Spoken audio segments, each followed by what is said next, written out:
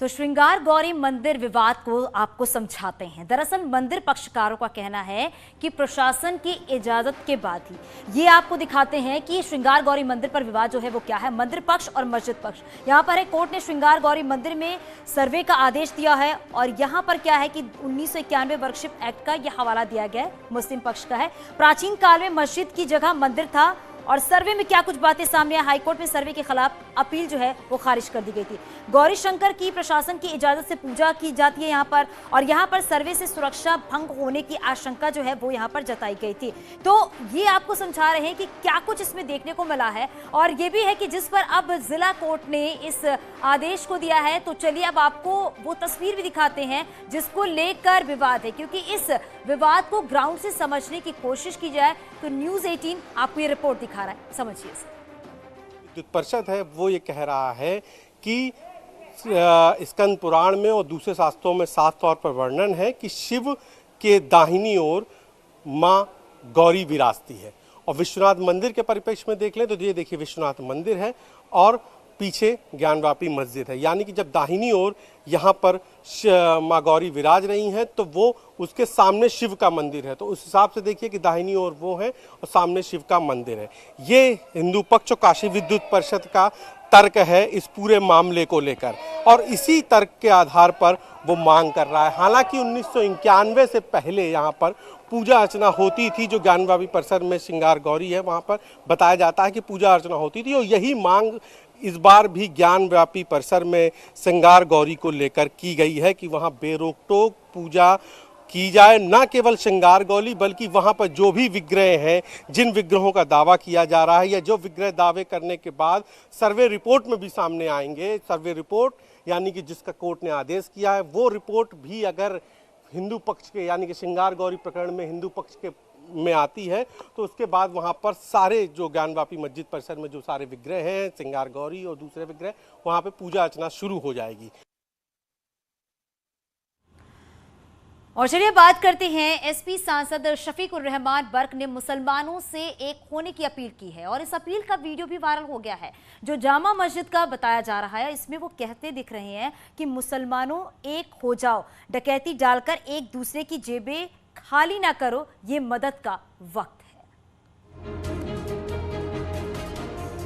अपने विवादित बयानों को लेकर सुर्खियों में रहने वाले समाजवादी के संबल से सांसद शफीकुर रहमान वर्क का एक और अजीबोगरीब बयान वायरल हो रहा है। वो कह रहे हैं कि मुस्लिम एक हो जाएं, क्योंकि ये समय एक दूसरे की मदद करने का है।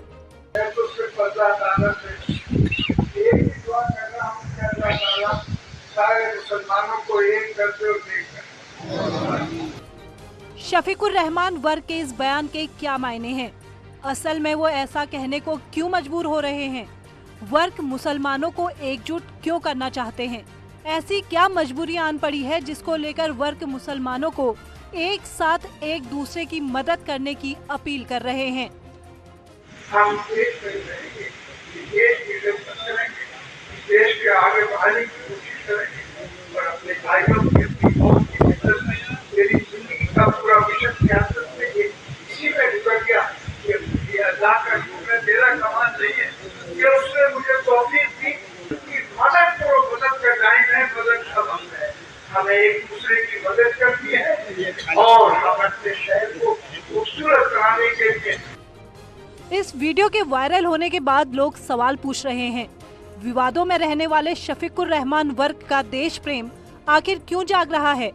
क्योंकि वो देश को आगे बढ़ाने के लिए मुसलमानों को साथ लाने की अपील कर रहे हैं। दरअसल वो पिछले कुछ दिनों से अपने विवादित बयानों को लेकर सुर्खियों में रहे हैं, लेकिन इस बार मुसलमानों को साथ लाने की वकालत करते दिखाई दे रहे हैं। वैसे ये वीडियो संभल का बताया जा रहा है, जब शुक्रवार को जुम्मा मस्जिद में अलविदा की नमाज पढ़ने के लिए लोग जमा हुए थे, तब उन्होंने मुस्लिमों से अपील की थी। Bureau report, news 18।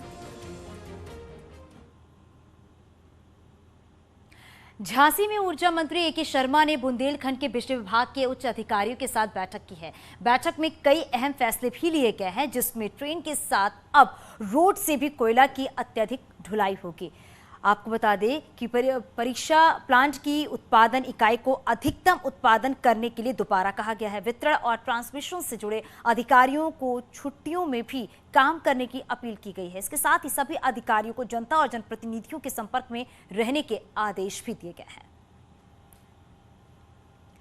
तो ये एक अहम बैठक हुई, बिजली किल्लत पर ऊर्जा मंत्री की अहम बैठक, और इस दौरान कई सारे आदेश दिए गए हैं। और इसमें यह भी देखा गया है कि जिसमें ट्रेन के साथ अब रोड से भी कोयले की अत्यधिक ढुलाई की जाएगी। बिजली के उत्पाद को कैसे बढ़ाया जा सकता है, जब उच्च अधिकारियों से बैठक हो रही थी तो उसमें कई ऐसी बातें हैं जिसका जिक्र किया गया, और बिजली विभाग के उच्च अधिकारी भी इस बैठक में शामिल हुए। बैठक में कई अहम फैसले भी लिए गए हैं, क्योंकि बिजली का जो संकट नजर आ रहा है उसे कैसे दूर किया जा सकता है। और यह भी कहा गया है कि छुट्टी पर भी काम करेंगे कर्मचारी, इस बात पर भी जोर दिया गया है, जिससे कि जो किल्लत हो रही है बिजली की उसे कैसे दुरुस्त किया जा सकता है। इसको लेकर भी इस अहम बैठक में चर्चा की गई है, और इस बैठक के दौरान कई अहम फैसले भी लिए गए हैं।